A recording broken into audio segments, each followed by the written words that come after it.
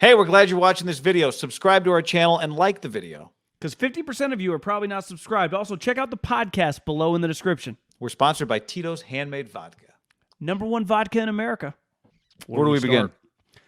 Well, I think the overarching theme here would be my analogy for Trey Lance. Alamo, which is one of the most expensive areas in the state of California, is just within a mile drive of where I'm sitting right now. To buy a house in Alamo at a cheap price point is like $3.5 million. You buy a $3.5 million house in Alamo, this is not like Nevada or Arizona. It's a complete gut job. It's a complete teardown. It's old. The house is 50 years old. But the price to buy the house, to get Trey Lance, cost the Niners that. But then now that once you have him, it is a complete project. It's a complete gut job. Like his project, I think we just throw that out like, yeah, he's going to need some work with all players, right? Any young player. Jonathan Kuminga, like, develop him. Whatever the development, wherever it starts, it's at zero. It's at complete zero. Like, he has to develop him, you basically just need to create a player.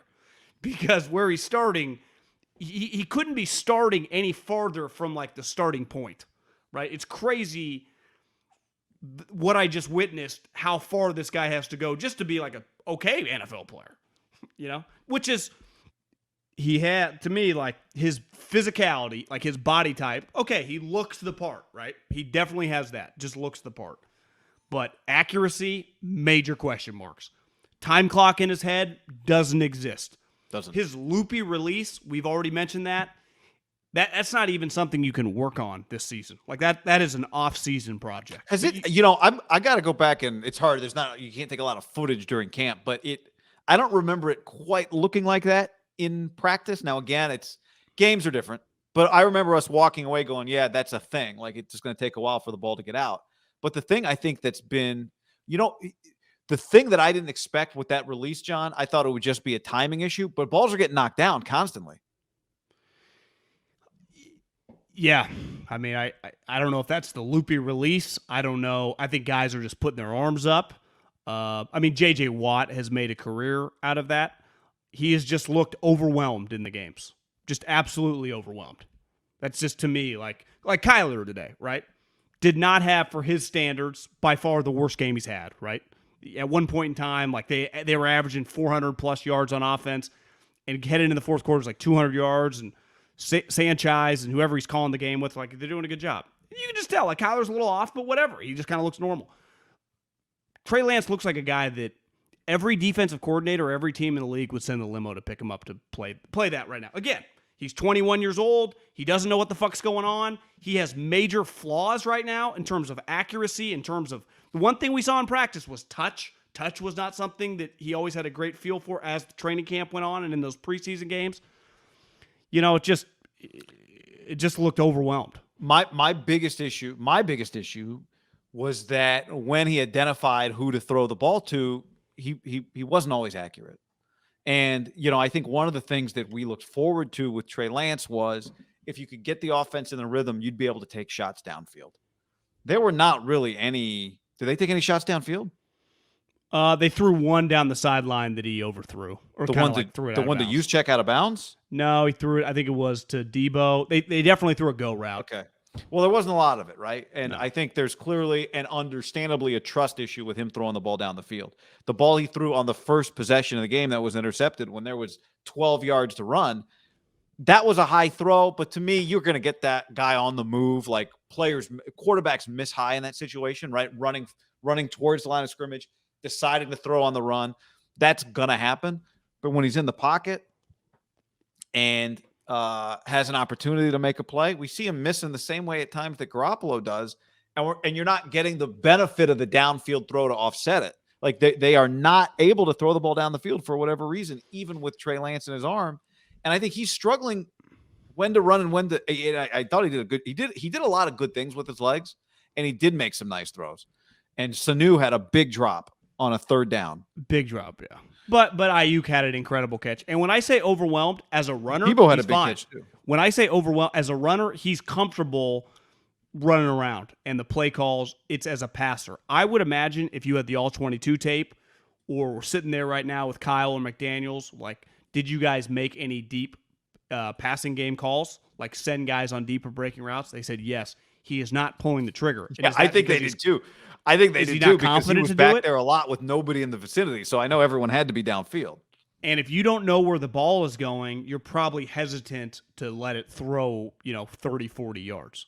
Because that was something going back to training camp when everyone, including ourselves, when we went to these practices and everyone was giving him a reach around, he was completing those balls. He was pushing the ball down the field. Not even on that one crazy highlight play that like kind of started the hype train, but just you went to a practice, he would push the ball down the field, 30, 20 to 30 yards.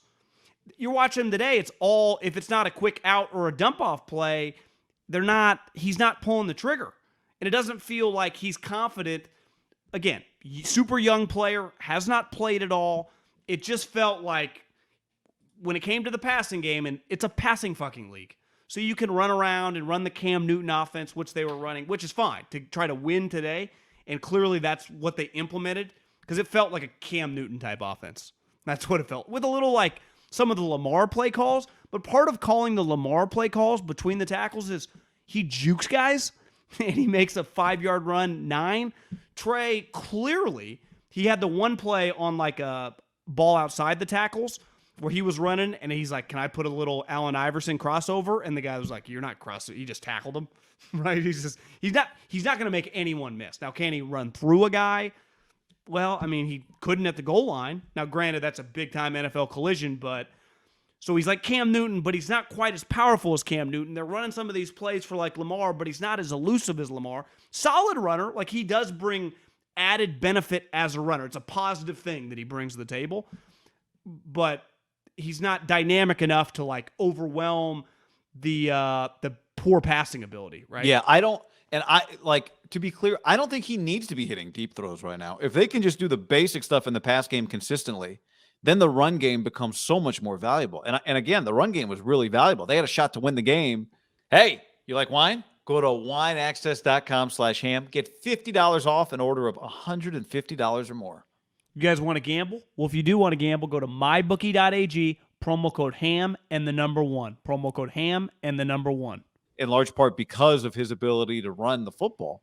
Many times he broke the pocket and made something out of nothing. And well, I mean, they had a chance to win the game because the game flipped on, I know it's a rule, but a pretty questionable call on Chandler Jones, like lowering his head into McGlinchey. So they got a big play, and then he got an extra 15 yards. Then they scored, and then like the next series they fumbled, and they got the ball back. Yeah, like but to me it was 10-0, and it did not feel 10-0, and then they scored, and it was close. Yeah, but to me it was a 10-7 game. Like just shit happens, penalties happen, fumbles happen, whatever. They had a chance to win the football game, and the reason they had a chance to win the football game was not because they were consistently throwing the football. It's just because they were running the ball effectively, and then they would stall out. I mean, 1 of 5 on 4th downs. But think about this: they get that fumble, right? They didn't get the safety call, which I bothered. Questionable holding call. Me. But, yeah. Okay, so it's 10-7. The dude fumbles. They get the ball back. Post fumble, they go incomplete. Then they go quarterback run. He gets 6 yards. Then they run a slant to Ayuk. And this to me is where first down, batted ball, not just incomplete. Okay, batted ball. Quarterback run, which some of those quarterback runs up the middle were very productive for him. Sorry, which play are you on? Are you on the second down play? I'm on the second down play. Okay. The third down play is when it kind of looked like Kaepernick or something. Yeah. It's like Ayuk's 5 yards away, maybe more than 5, like 10. And he throws, a Aroldis Chapman fastball that is behind him. And Ayuk is not the biggest guy, and he's fully extended, and it's over his fingertips. Just a horrendous pass. And that, to me, when they called run plays, and this is if you're going to defend Kyle Shanahan, he looked calm and at ease as a player. Whether it worked or not, it always felt like he was under control. Plays like that, game on the line, 4th quarter, you just got the ball back over a huge turnover. It's only 10-7, even though it feels like 30-7. Brandon Ayuk, NFL, small margin, Steve Young and all these guys always say the windows are really small. You got to, even when a guy's covered, he's still open. That's open in the NFL. And he throws a pass that looks like any player that we see in preseason, we go, oh, that guy sucks, right? That is just, Didn't even give his guy a chance. And in the passing game, back to what I was talking about being overwhelmed, I don't know if he's rushing, if the loopy release is playing in, if he's too just hyped up, but that is just, didn't even give his guy a chance. It was just a hideous throw. Now, Jimmy does that too, so it's not like the starting quarterback doesn't do that, but that's a bad throw. It's a bad throw. I don't think he was too hyped up. Because he did a lot of things that I thought, again. I'm talking about when he went in the passing game, though. No, I know. Why wasn't he ever comfortable in the I just think game? I think he's more inaccurate than I thought he was going to be to start with. I think it's that, John. That's a little, if I told you it was just hyped up, you go, okay, just get him a few games. That'll settle down. Well, he doesn't have much touch. Do you notice that? There's not much touch. But that's the part that blows my mind. I watched him in college. He had the touch in college. Like Colin didn't have the touch in college. This guy had the touch in college. But, I mean, was he playing me, you, and 7 other guys? Yeah, but he still had the touch. Like, it's just, can you do it? Not who is it against. Now, maybe you're right. Maybe he's sped up. It's an NFL game.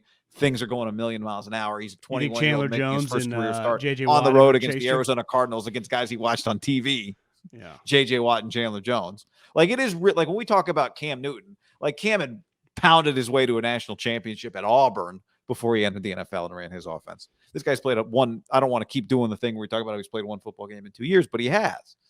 So there's definitely stuff missing, but I don't know. I didn't think they helped him a lot today. If you said this team is in year 2 of a rebuild and this is their quarterback, I think we'd be having a completely different conversation right now, right? Like what the Niners situation is doesn't change Trey Lance's timeline. Like he doesn't develop any faster because they proclaimed themselves a Super Bowl contender when the season began, right? If the Niners were supposed to be a 4-win team or a 14-win team, it doesn't change how fast Trey Lance develops. Like he's going to these things that when we talk about it's a project, like it's not a science project that takes 2 weeks, right? Yeah. It takes time. It takes years. Like when people talk, we'll talk about Mac Jones. Like Mac Jones doesn't get the ball down the field. I agree. I wouldn't have taken Mac Jones in the top 5 because I don't think ultimately his ceiling is there. But I also, if he's winning football games, I could give 2 shits if Mac Jones is 4 yards per attempt. He's a rookie quarterback. Just do the basic things well. And right now, it's this really pressurized mix of like you're playing in these these games that feel like you gotta win them. Yeah, it's a pressure pack game. And you've never been here before. Like the Jets game. And you're not, and your offense is not doing everything it could be doing to help you. Would you agree that like Zach, the 2 guys drafted above him today, their games, I mean, I swear to God, I swear on everything, I didn't watch 1 snap of the 6:30 a.m. game. I didn't turn on my television. I barely even checked. I'll be honest, I didn't get out of bed in time. Well, me either. But I didn't even. I was out of bed by probably like 7:45 this morning. I refused. I made a point. Like I am not. I refuse. Now I checked the score and saw that like he had thrown a pick or whatever.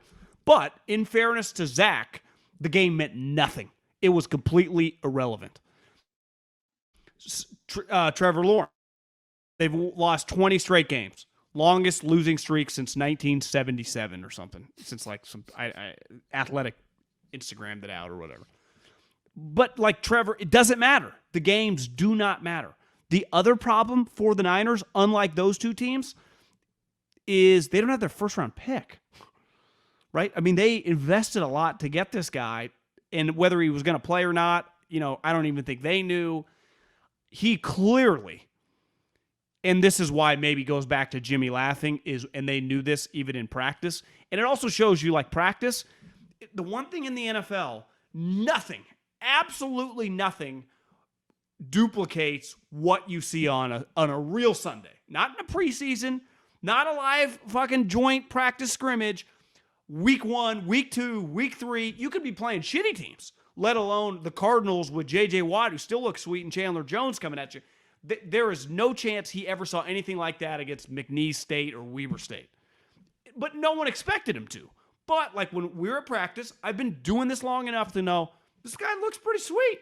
But I always say this, you never truly know till what happens when he gets hit, what happens when they start rolling coverages, what happens on 3rd and 7. And clearly he doesn't have that right now. Right now, he cannot, like 3rd and 7, you have 0 trust in him to complete a ball, right? 0. I mean, it's 0% trust. When he does it, you are shocked. I'd rather him pull the ball down and run. I'm just talking about the passing. Like, No, he no, I has to know. pass, and he can't scramble around, because he did scramble for a couple first downs. That is really the greatest strength of a young rookie quarterback when they can run around. Yeah. But he's also, but again, he's not. He's in this weird spot as a runner, which you mentioned earlier today, and he deserves a ton of. He is not looking. He wants to pass. That's a good quality to have. It's very Deshaun Watson, Russell Wilson-esque. He is not like, because I think he already realizes he's not Lamar running around, and he's not like Cam was like, okay, Cam Newton would have fucking given him 2 concussions at the line of scrimmage to Isaiah Simmons. And in fairness to Pretty Isaiah impressive Simmons, to take on Isaiah Simmons. yeah, he brought the heat. They both brought the heat. And Trey brought the heat. But I'm just saying, like, he ain't 6'5", 240, right? He's big, but he's not overwhelmingly big. He's in this weird spot. He's, to me, Deshaun Watson without the ability to pass. Yeah. On YouTube, That is a good quality to have, though. it's a great quality to have. Go watch all the rookies' first games, says Zark Muckerberg on YouTube. This was one of the best games, you idiots. People get really sensitive about other quarterbacks. Like, why aren't you crushing Zach Wilson? Did you see Justin Fields? Zach Wilson's team sucks and is supposed to suck. The Bears are 2-3 after beating the Raiders today, and it's a miracle. They're 3-2. Oh, they're 3-2. They're 3-2. Yeah. Felt like my board didn't update here. Felt like they started 0-7 or somehow 3-2. To me, this is why I said what I said a minute ago. Trey Lance, unfortunately, and this is the situation, doesn't get to develop in the same situation fortunately and unfortunately, actually. Some things will be better about it. Some things will be worse. But if Trey Lance's team was supposed to be bad this year, then we'd be having, I'll say it again, a different conversation about Trey Lance. But Trey Lance's team needs to win today. They didn't. That's not all his fault. And so there's 2 conversations happening at one time. What are the things he's going to have to do better to become the franchise quarterback that you trade 2 first-round picks for? No franchise quarterback has ever been decided in his first start that he will or he won't be.